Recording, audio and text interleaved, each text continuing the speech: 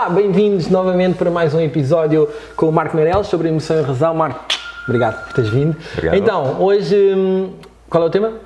Hoje é comunicação. Comunicação, liderança e comunicação. Exatamente. É um dos meus temas favoritos também.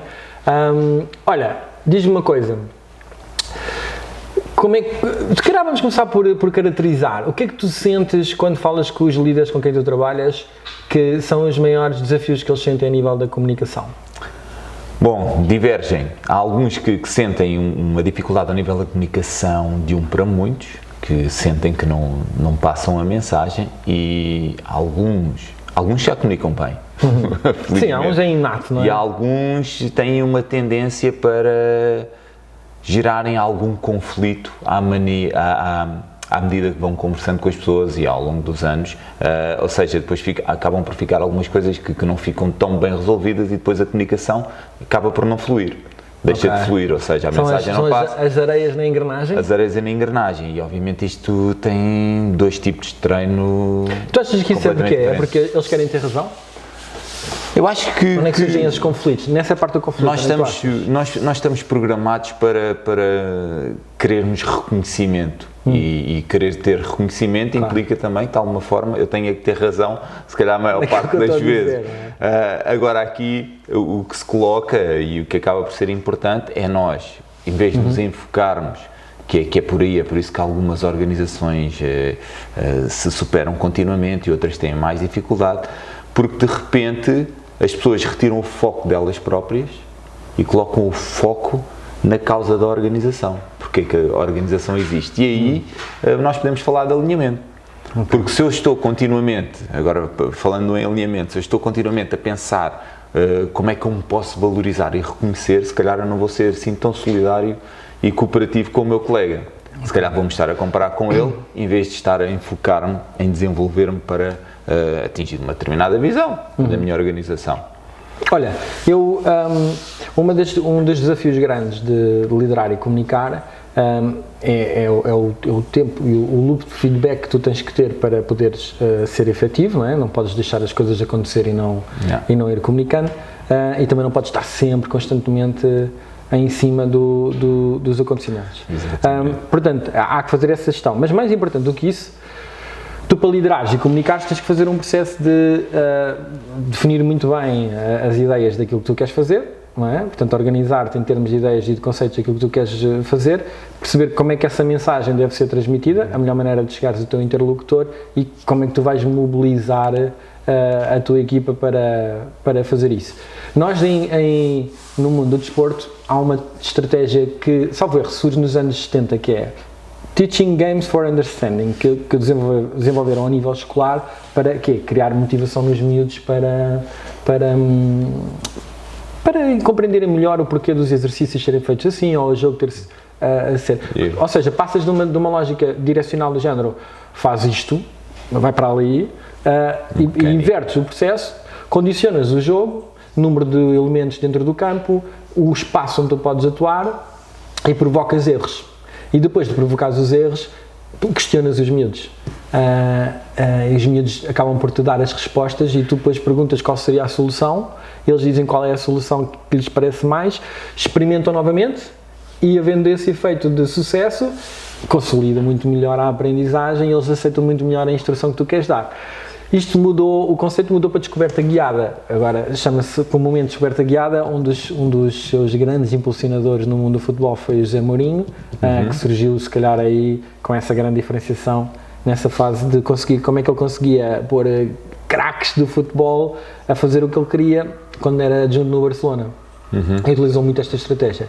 Tu vês isto acontecer no mundo empresarial também? Como é que a gente pode ter essas estratégias para poder fazer isto acontecer?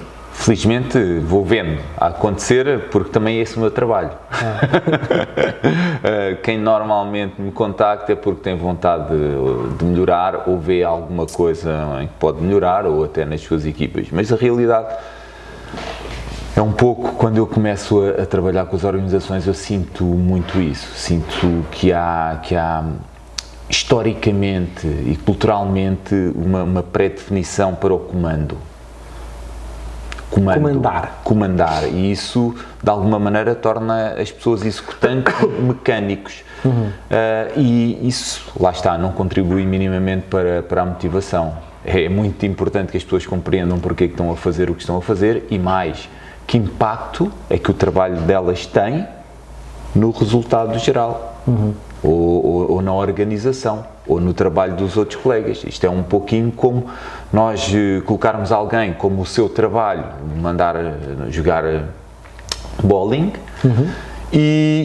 e antes dele lançar a bola, tapamos os pinos e pomos uma cortina e ele está a fazer o trabalho dele, que é lançar a bola, mas não faz a mínima ideia do que é que está a acontecer. E essa é uma realidade ainda em muitas organizações. Temos muitas pessoas que não têm a noção do impacto e lá está. Se não se verifica imediatamente na própria operação, o líder tem a obrigação de lhe dar esse feedback muito rapidamente, para que aquela pessoa se mantenha engajada e comprometida com o processo. Olha, e a opinião de que, pegando nessa questão do feedback, era para aí, porque isso é muito sensível. A gente sabe como é que funcionam estas questões, principalmente porque tu tens tendência a dar o feedback quando acontece algo de errado.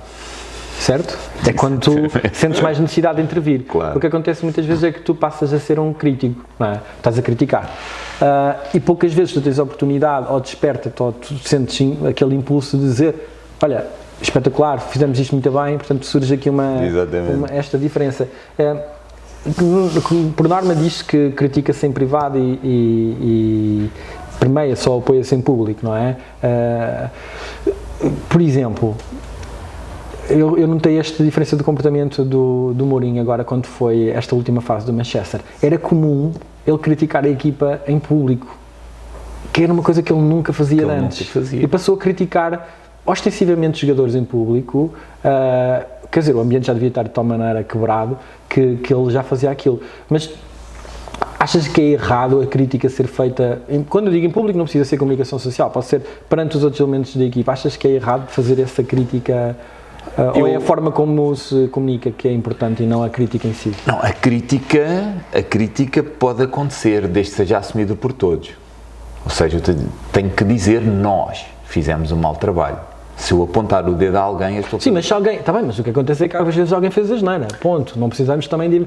Quer dizer, se aquela pessoa faz asneira e nós dissermos, olha, nós erramos, e eu olho para lá e dizer, desculpa, foi ele, a minha parte estava bem feita, aquela pessoa é que asneirou. Como é que a gente pode gerir isto? Basicamente, aquela pessoa errou, e pronto, o erro claramente foi dela. Basicamente, aquela pessoa, se teve uma ação, se realizou alguma coisa, é porque nós permitimos. Portanto, mais uma vez, eu até posso, porque é óbvio, assumir que o erro foi daquela pessoa, mas o maior responsável... O maior responsável daquilo ter acontecido sou eu, ou porque não treinei bem, ou porque não dei bem instruções, ou porque seja o que for. Porque é errado e é altamente desmobilizador nós chamarmos a atenção de alguém, mesmo em frente à equipa que ele conhece. Acaba por descomprometê-lo um pouquinho, quando tem muito mais impacto e muito mais efeito eu agarrá-lo imediatamente no braço e dar-lhe um feedback muito específico de melhoria. Mas depois também tem que estar atento, como tu disseste muito bem há pouco, tem que estar atento ao momento em que ele realmente fez as coisas bem. Claro. Porque se nós só estamos atentos, e é normal, faz parte da nossa natureza de sobreviventes, não é? É normal estarmos atentos àquilo que pode correr mal, àquilo que está mal. Mas lá está, há vários estudos, um muito interessante, do Losada, sobre o racio emocional das organizações e das equipas. E basicamente, as equipas de alto desempenho e equipas de alto desempenho são equipas que são altamente performance durante 5, 6, 7, 8 anos, por aí, não foi este semestre que foi bom, são muitos anos a um nível muito elevado. Essas equipas têm um racio emocional acima de 3:1, o que significa que por cada má emoção que existe no seio daquela equipa, existem pelo menos 3 positivas. Boa. E isso é incrivelmente importante para um líder estar atento. Ok. Porque tem que entender se realmente já deu 1, 2, 3 feedback, que obviamente sendo úteis não são extremamente bem aceitos pelas pessoas, mas são úteis. Depois também tem que estar atento à criação de outros momentos que elevem a moral e a motivação. Normalmente, em termos de feedback, era comumente aplicada a lógica da sanduíche, positivo, negativo, positivo, não era para tentar não ser apenas crítica direta, pau, olha, fizeste isto mal, não sei o quê, melhorar. Portanto, uma lógica de tipo, bom esforço, não sei o quê, mas é preciso corrigir isto, não correu tão bem, continua, vamos lá, tal, esforço, pronto, ter aquela lógica desse paradigma positivo, negativo, positivo, negativo, positivo.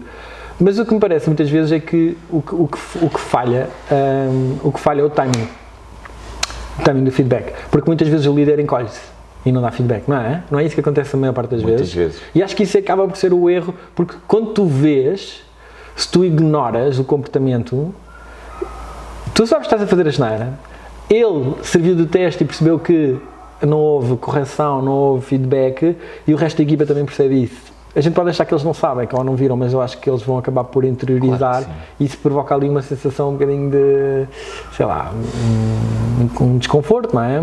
Do género, está visível e não houve, e isso acaba por minar. O Google dizia no seu estudo que as equipas de melhor desempenho, a característica comum era a comunicação. E a vontade que tinham para dizer ao colega e ao chefe da equipa, ao líder, que discordavam de alguma das questões ou que concordavam, e essa abertura fazia com que as equipas tivessem muito melhor desempenho. Porque como é que numa estrutura como a Google, que tu para lá entraste tens que ser XPTO, como é que as equipas tinham desempenhos tão diferentes? E não era por falta de qualidade, porque todos eles para ali estarem é porque são Tier 1, não é?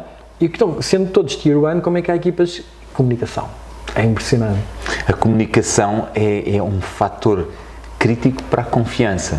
Se reparares, se não houver confiança entre equipas, eu vou estar sempre a medir, vou estar sempre a avaliar, vou checar se aquela pessoa fez o que disse que ia fazer.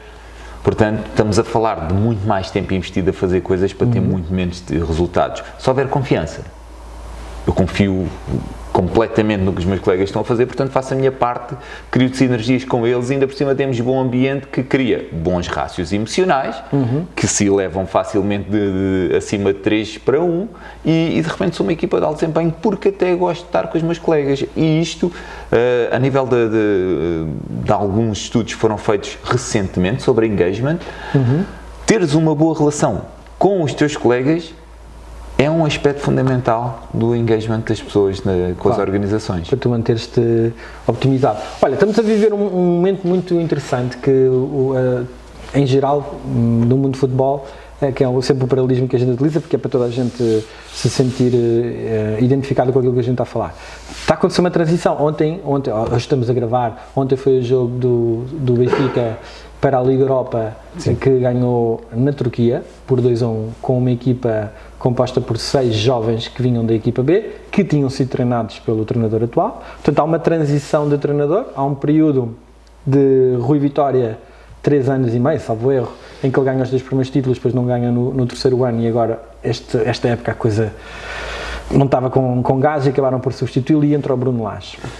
O Bruno Lage, com um perfil também muito tranquilo, muito calmo, vem da equipa B, e de repente tu sentes que há ali uma mudança efetiva na equipa. Aquilo mudou não só as razões, as questões táticas da equipa, que isso já são outros temas, não é para aqui que vamos trabalhar, mas que têm muita influência de certeza, mas este trazer destes jovens, quando chegamos ao mercado de inverno, os clubes todos vão se reforçar. O Benfica sobe 4 jovens da equipa B para a equipa sénior, e lhe perguntam porque é que ele não traz reforços, e ele comunica que não. Eu acabei de contratar 4 jogadores que vieram da equipa B. Com muita qualidade. Com muita qualidade. E dá aquele aconchego aos jovens atletas. E depois, seja por que razão for, acaba por conseguir enquadrá-los dentro da equipa. Claro que a gente sabe que se eles ontem tivessem perdido, o discurso era todo diferente. Completamente diferente. O que é um facto é que ele integrou e conseguiu pôr num ambiente altamente hostil, que é jogar na Turquia, não é propriamente ir jogar à Suíça, não é? É uma coisa muito mais. Com uma equipa que vem da Liga dos Campeões, e ele joga com 6 jogadores vindos da formação, com uma média de idades para aí de 19, 20 anos, e os miúdos não tremem. Isto é liderança e comunicação. Isto é muita liderança, independentemente, e lá está, é muito importante que um líder, na minha perspectiva sempre, seja um bom comunicador. Porquê? Porque acaba por passar a mensagem melhor e mais rápido e com um pouco mais de impacto. Mas por outro lado, que são as duas faces da mesma moeda, basicamente ele também tem que ser congruente com aquilo que exige, ou seja, ele próprio com os seus comportamentos tem que demonstrar aquela causa, aquele propósito que ele persegue. E a verdade é que quando ele diz, eu confio em todos os jogadores, depois ele está a fazer aquilo que disse. Claro. Está a confiar em todos os jogadores. E tinha tudo para dar mal, hein? Ontem tinha tudo para dar mal. Aquele ontem podia ter sido uma desgraça e acabava-se a estar de graça dele enquanto líder, não é? Acabava sem dúvida. Mas para os jogadores, que é isto que é muito importante, para os jogadores talvez durasse mais um pouco, porque ele realmente tinha confiado neles. Okay. E este é o fenómeno, muitas vezes, que acontece à volta que acontece no futebol. Que é um fenómeno, nós falamos muito de liderança, mas muitas das vezes, e agora estou-me a reportar ao Sporting na altura do Bruno de Carvalho,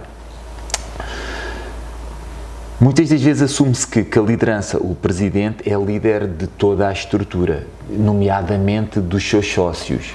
Mas isso, a um nível informal até pode acontecer, mas na verdade o que aquele líder tem que fazer é liderar muito bem as suas linhas a seguir.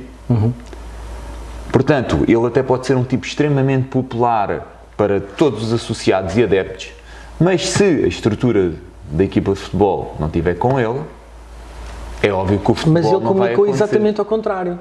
Ele entrou num processo de autodestruição, de necessidade de protagonismo, em que ele comunicava como líder dos adeptos. Esquece-se, o líder da claque, a pressionar a estrutura de futebol. Facto é que ele pôs um nível de pressão alto.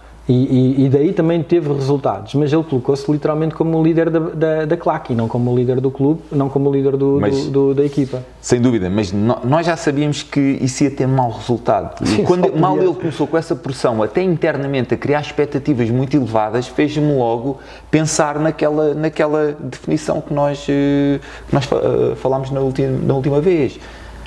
Mentalidade finita ou infinita. Claro. Ele não focou o esforço num desenvolvimento contínuo, numa melhoria contínua, num hábito da superação. Ele colocou o esforço num resultado. Claro. Independentemente do nível de onde eles viessem. Certo. Agora, nós sabemos, se me dão um trabalho que está muito para além da minha capacidade, eu desmotivo rapidamente. Claro.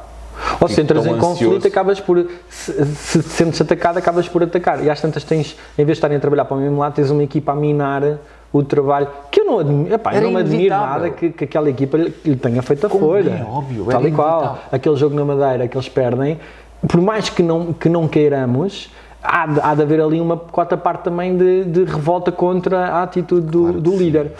E isso também acontece nas empresas, não é? Que é o facto de tu colocares determinada pressão ou determinado objetivo e não conseguires envolver os teus colaboradores, os teus empregados, eles vão fazer a folha. Como é óbvio. Os teus resultados vão diminuir. E muitas das vezes até podem não o fazer conscientemente. Podem fazê-lo e o minar acaba por ser uma consequência.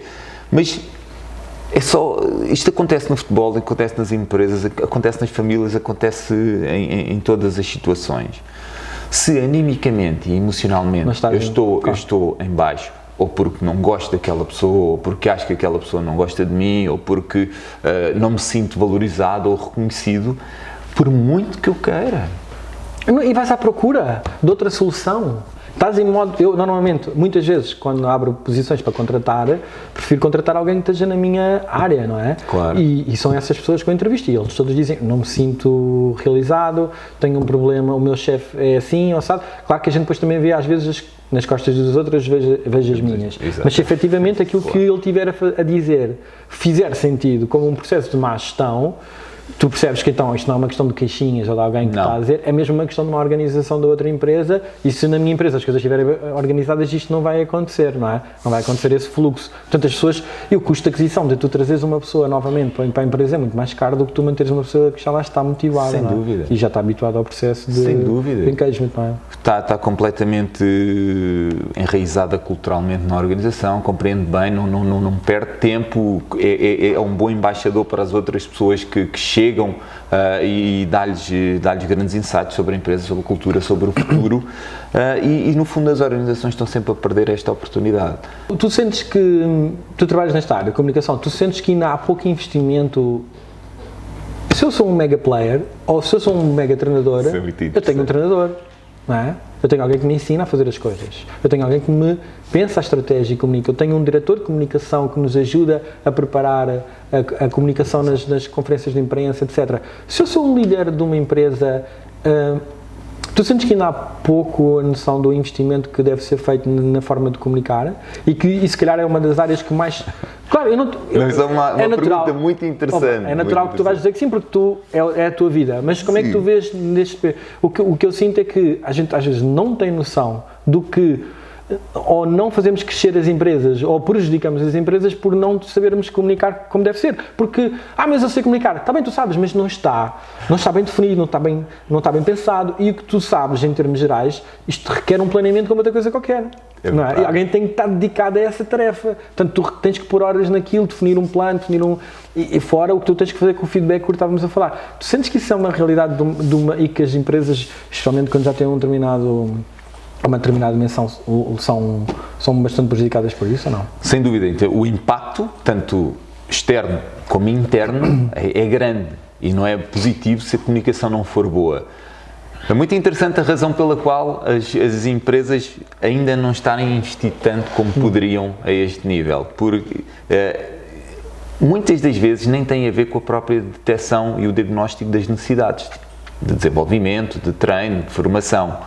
Porque elas até estão lá, mas muitas das vezes, e nós sabemos que a comunicação para fora muitas vezes é feita pelos senior managers, até pela sua reputação. E porque na esmagadora maioria das suas comunicações eles estão a falar para as suas equipas, portanto essas equipas, independentemente da entrega, vão-lhe dar sempre bom feedback. Portanto, por um lado, ele não tem noção. Se querem comprometer.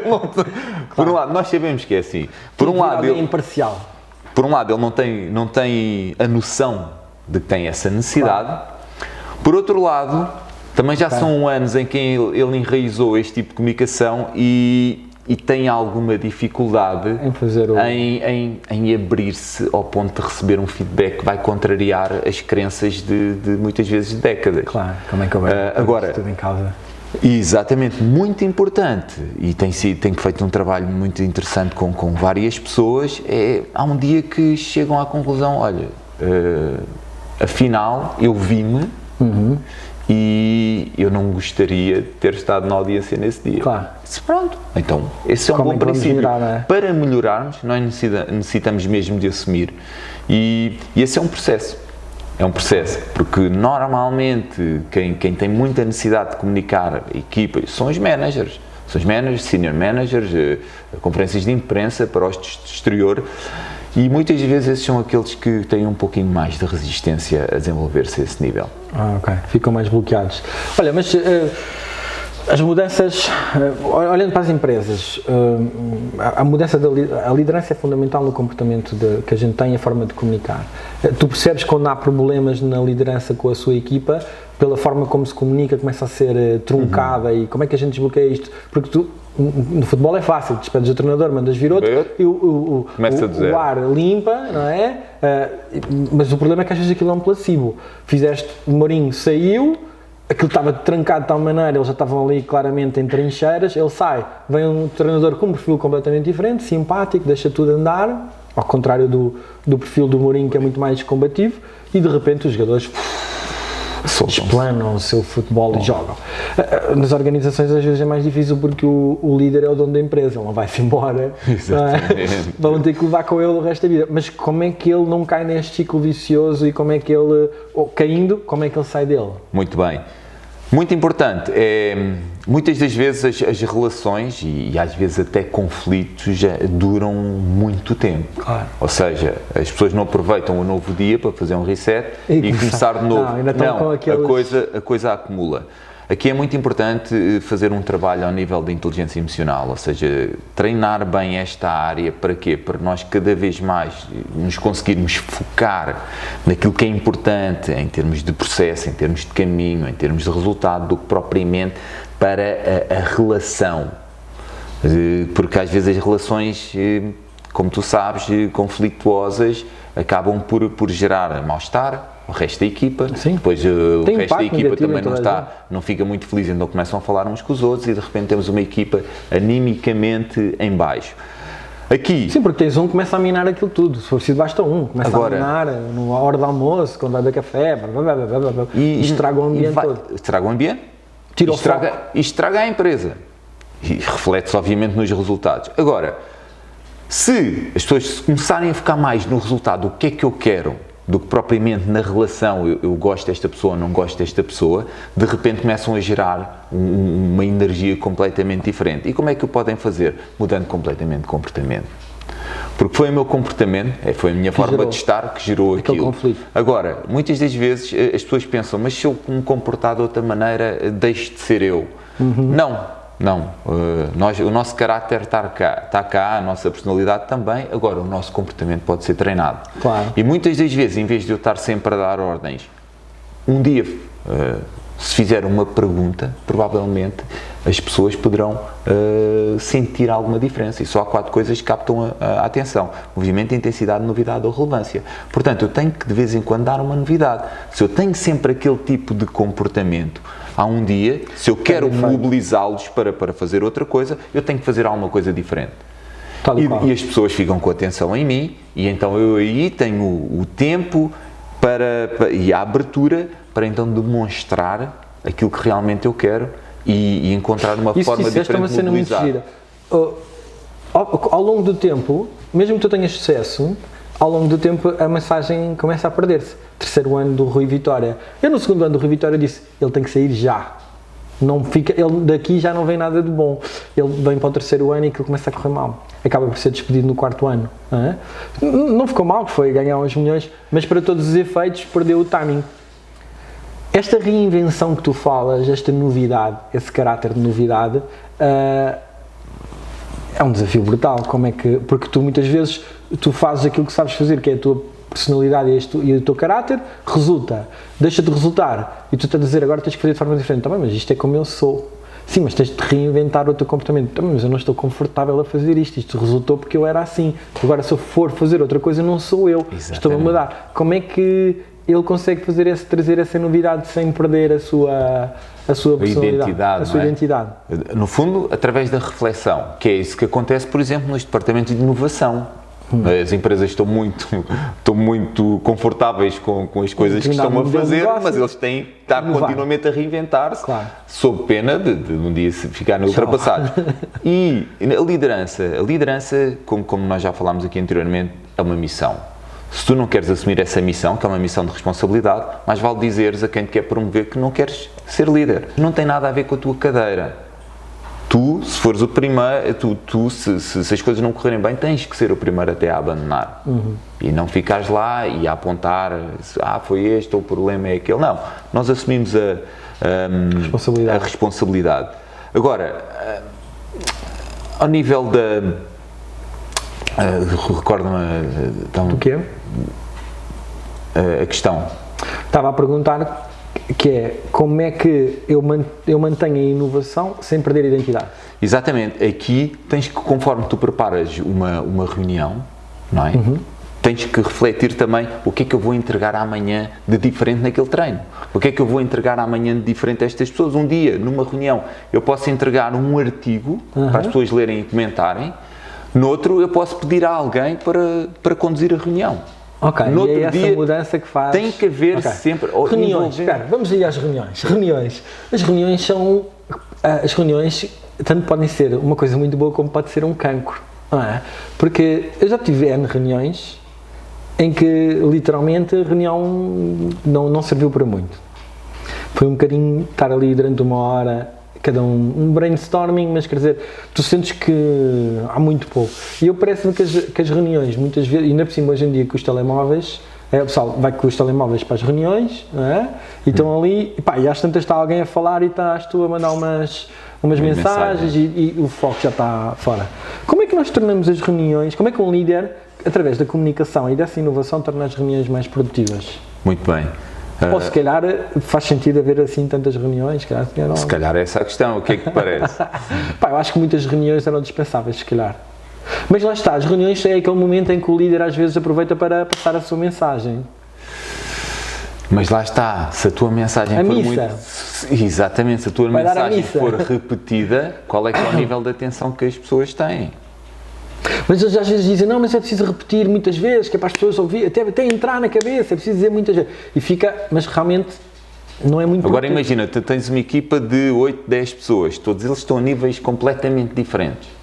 Em termos de performance e até em termos de entendimento do próprio negócio e da organização. E nós estamos a falar exatamente da mesma forma para todos. Não vai ter os mesmos resultados. Não vai ter os mesmos resultados.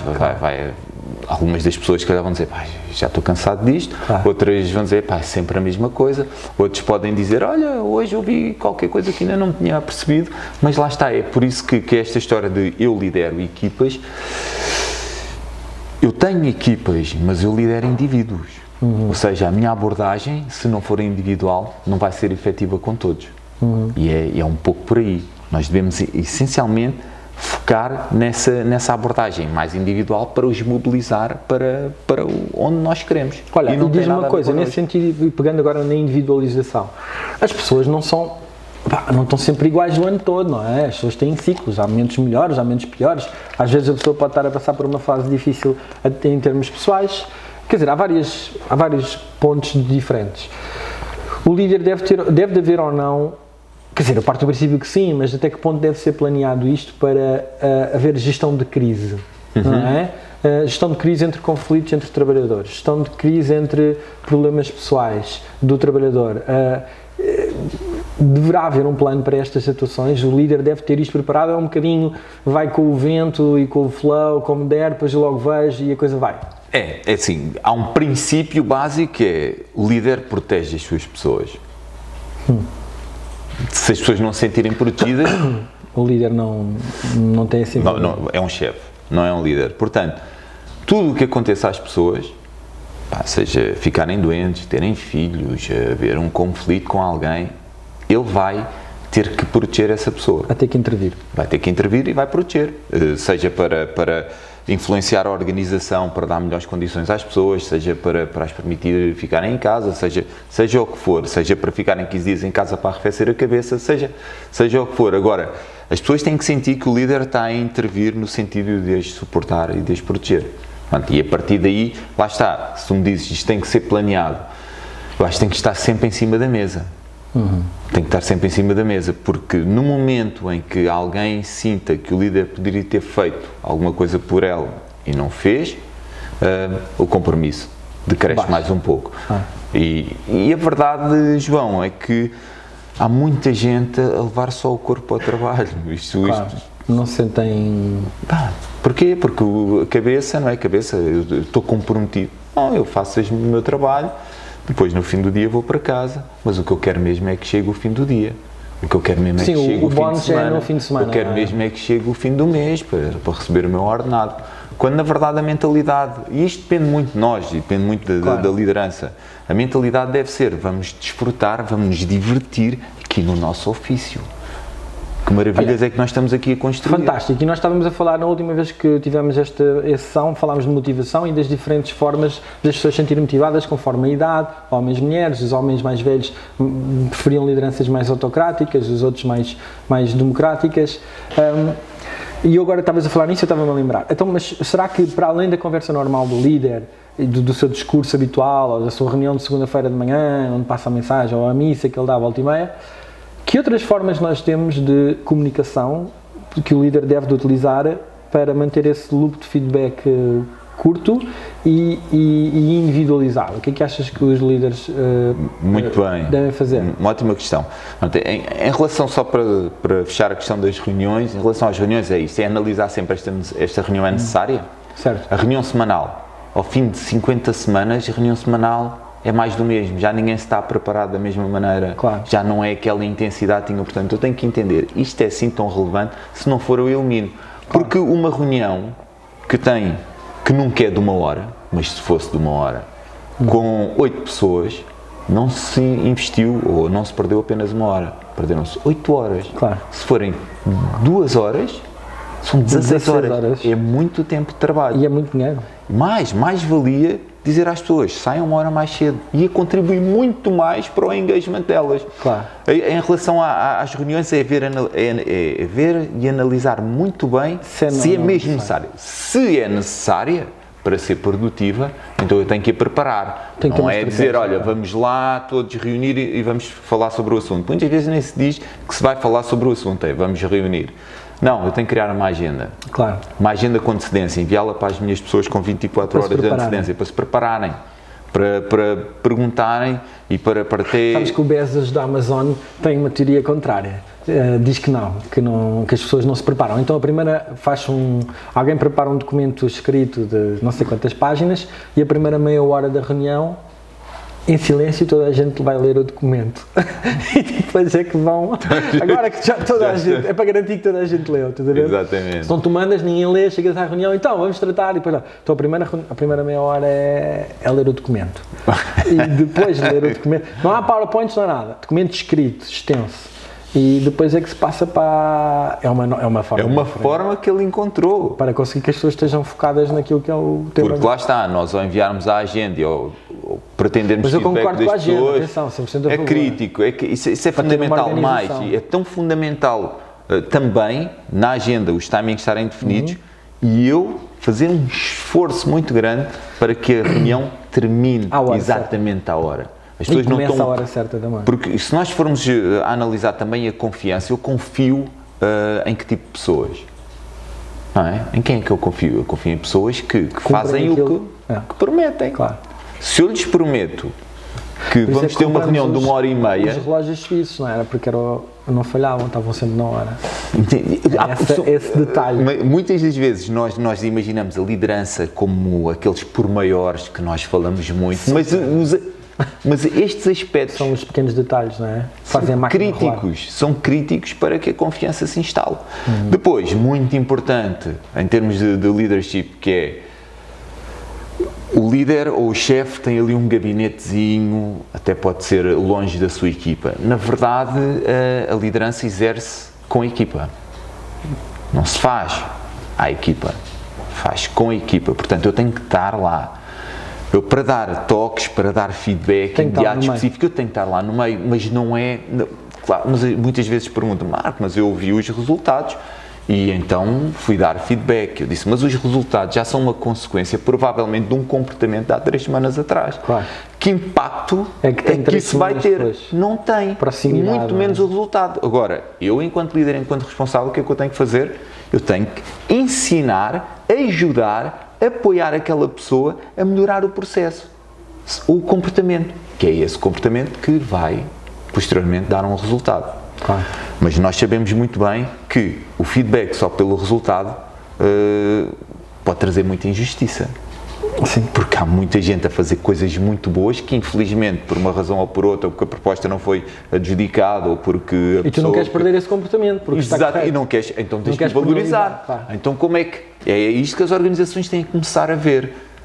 Esta pessoa não teve resultados, mas está a ter um comportamento exemplar, eu tenho que arranjar forma de a reconhecer. Claro. Ninguém está a fazer isto quase.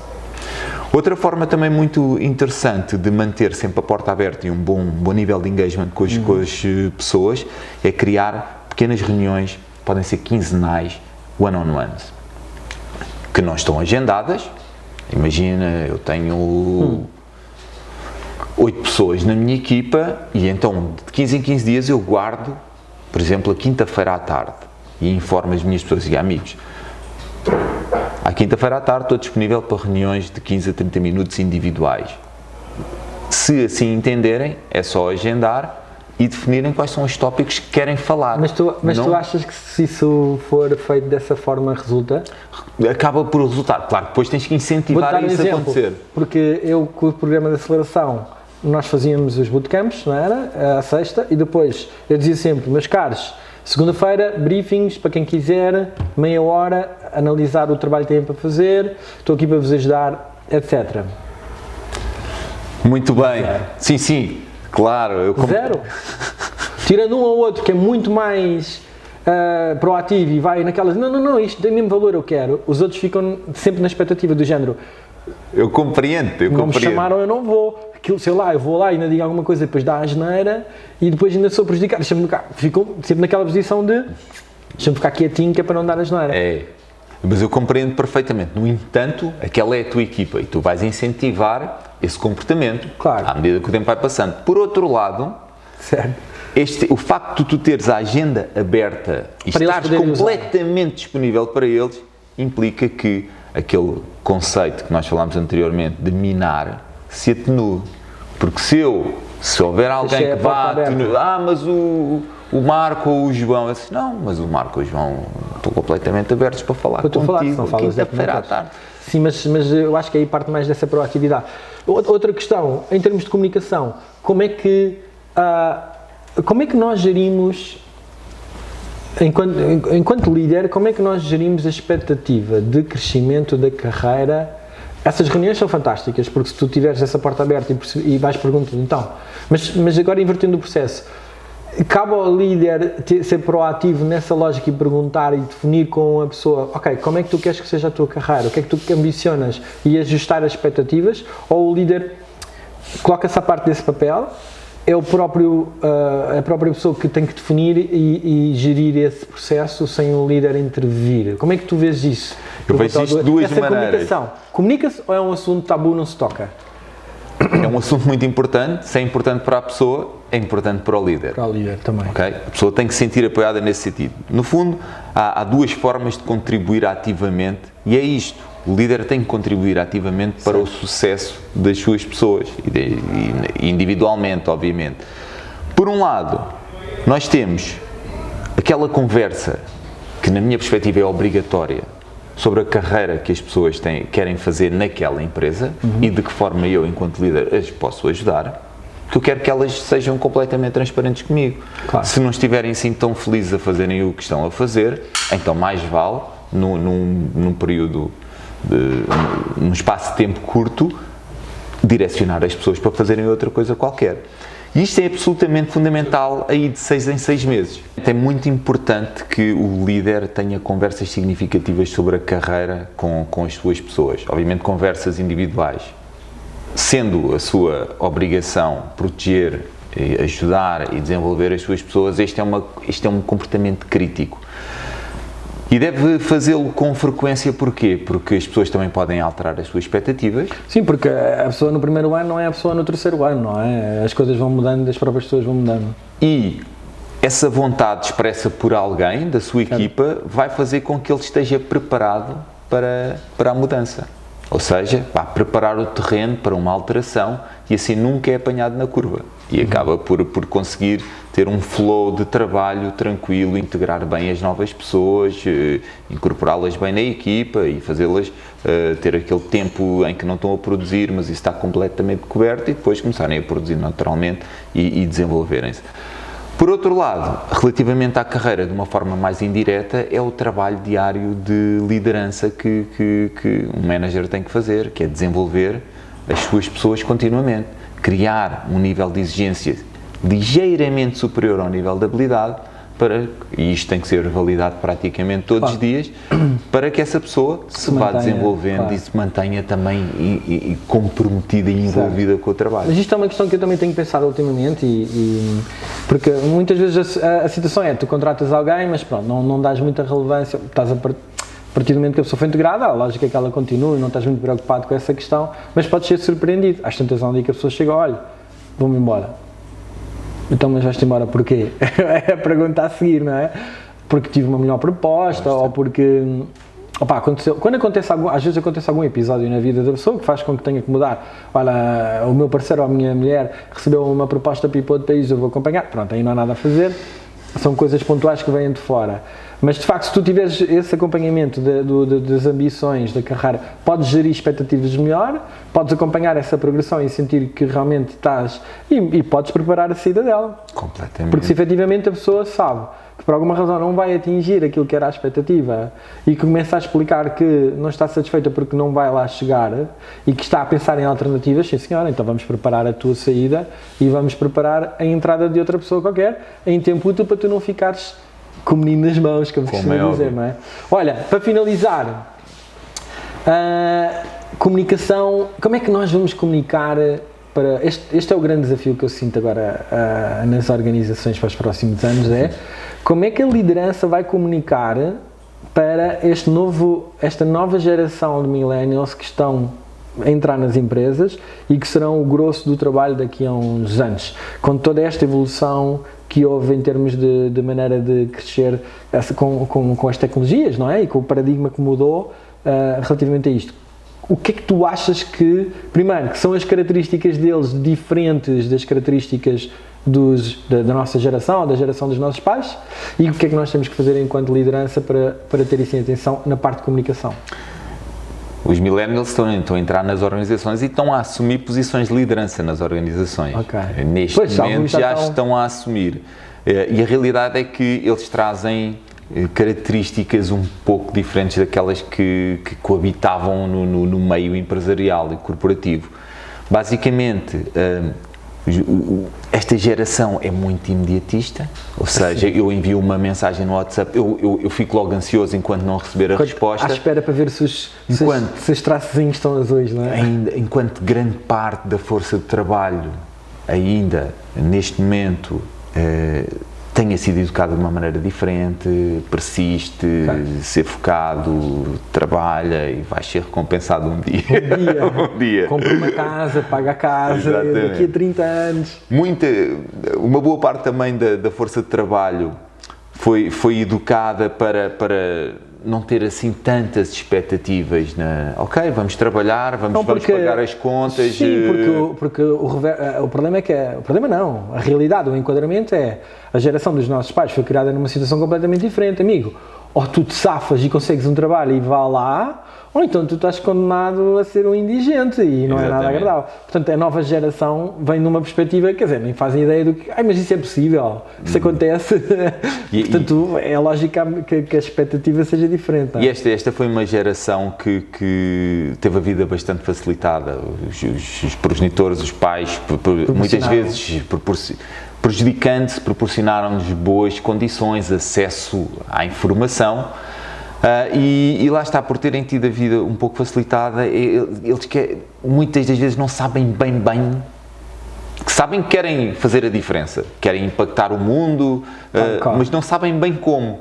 E às tantas, essa também é a integração em algumas organizações que estejam muito enfocadas no seu propósito, na sua causa, podem lhes dar uma razão adicional para se mobilizarem, não só no trabalho, mas também com a própria vida. E esta sensação, não é? De sentir.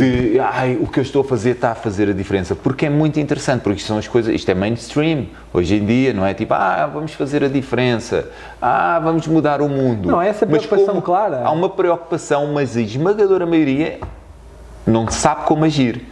E a integração em projetos, podem ser em organizações sem fins lucrativos, voluntariado, seja o que for, mas muitas organizações com fins lucrativos, extremamente bem-sucedidas, têm propósitos, causas tão bem definidas que há logo um nível muito grande de engagement e eles aí podem realmente materializar o seu potencial. Por outro lado, por serem tão imediatistas, sofrem muito. Sofrem muito, há muita ansiedade. E como é que, enquanto liderança, nós conseguimos colmatar esse imediatismo?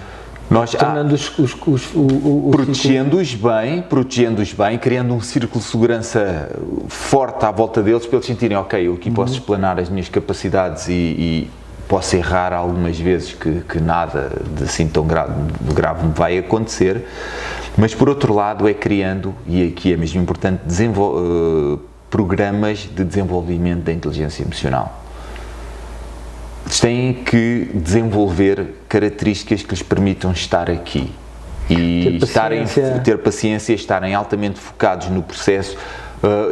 O cérebro deles já está ligeiramente alterado, eles já estão sempre à espera de alguma coisa, o reforço, claro. Eu fiz alguma coisa, vou ter impacto. Os pais fizeram-nos sempre isso, estiveram muitíssimo presentes. Tu consideras que é importante, enquanto liderança, não só fazer um double down, portanto, focar cada vez mais na comunicação das causas e, por outro lado, protegê-los bem, dar-lhes essa segurança, mas principalmente dar-lhes uma formação sobre contínuos, paciência, processos, reforço intrínseco e não externo. Autoconsciência, têm que desenvolver autoconsciência, autorregulação.